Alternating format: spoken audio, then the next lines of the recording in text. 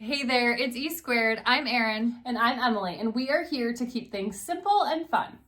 Do you or have you ever struggled getting sharp focus when it comes to bringing more and more people in the shot? Well, we are here today to talk all about group shots and how to get that sharp focus. And don't forget to stick around until the end because we have something that is going to help you even more with this problem. And by the end of this video today, we will have you going into your next family shoot or group shot of any sort, feeling confident that everybody will be in focus. And for the best photography tips and tricks, make sure to subscribe to our channel and hit that bell for notifications of future videos. All right, let's dive in. So when it comes to getting sharp focus in group shots, there are three important pieces. And so what we want to talk about today is piece number one, aperture. That plays a role in getting the sharp focus. Piece number two is how to have clients stand, like actually how to pose them, where to have them place their feet. And then step three, or not step three, but part three is then where to focus, because that makes a huge difference when getting sharp shots. Okay, so the first piece is aperture, or another word for aperture is F-stop. Now, aperture is the opening where light travels through your lens.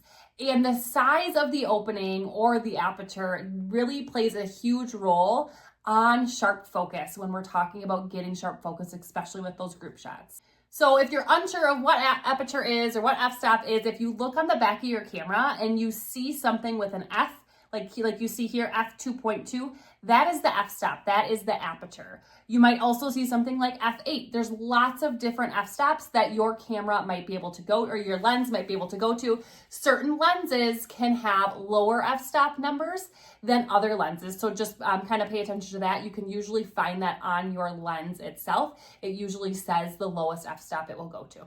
So when it comes to aperture, we will always play on the safe side when setting our aperture. So we want to show you some examples of what we would set our aperture to in certain situations. So if you take a look here, when we're photographing just one person, like you see here, we are going to be at around an f2.2. We don't like to go lower than that because then we start to see potential blur in our images, and we don't need to go higher than that. So we stay there so we get that nice bokeh. Now, for a family, like you see here, a family of 5, they're all kind of on the same plane there. To be safe, we're going to photograph them at an f3.2.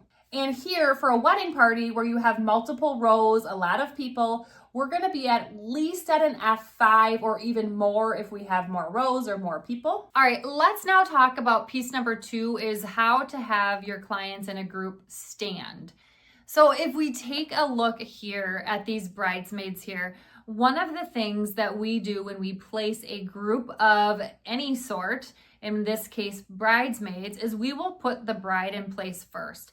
Once we have her feet set, we will then slowly start placing the other bridesmaids next to her on both sides, while keeping a reminder to all of them to have their feet stay in a straight line. It's their natural tendency to curve out at the edges, and we don't want that. So we continuously make sure that they know that their feet needs to be in a straight line along with the bride who we've placed in the center first. A lot of times the people on each end, or the couple people on each end, feel like when they're in that straight line, feel weird because they can't see the bride or whoever's in the middle. So they naturally curve in so then they can see everybody, but we remind them it's okay, stand back. And the reason we do that is because we do want them all on the same plane. If they start curving forward, now they're no longer on the same plane, which is going to make those people on the outsides there out of focus. Let's take a look at another example with another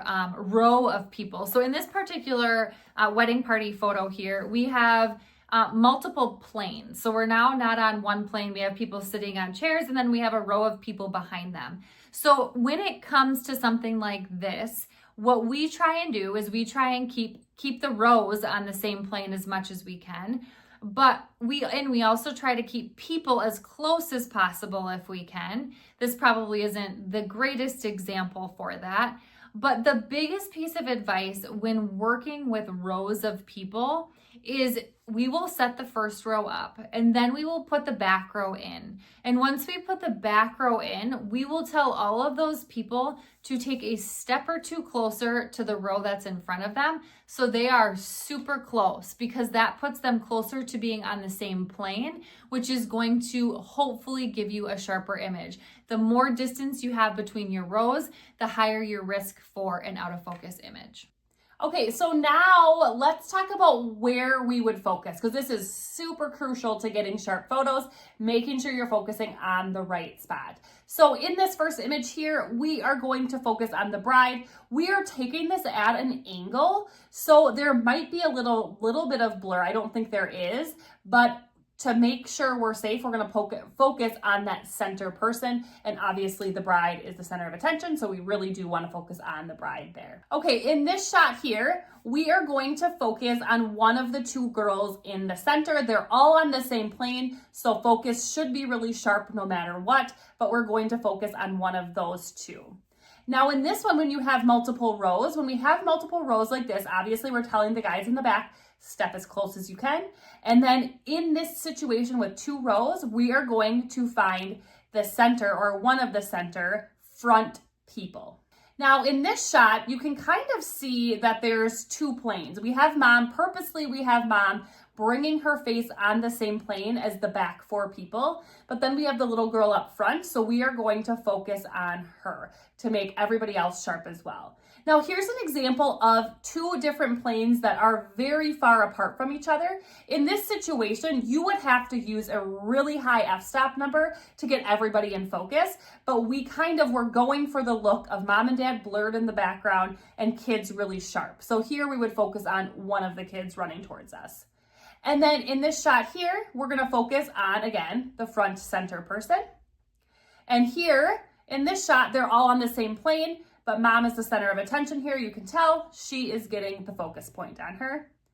And then in this situation here, the smaller girl here is closer to the camera, so we are going to focus on her.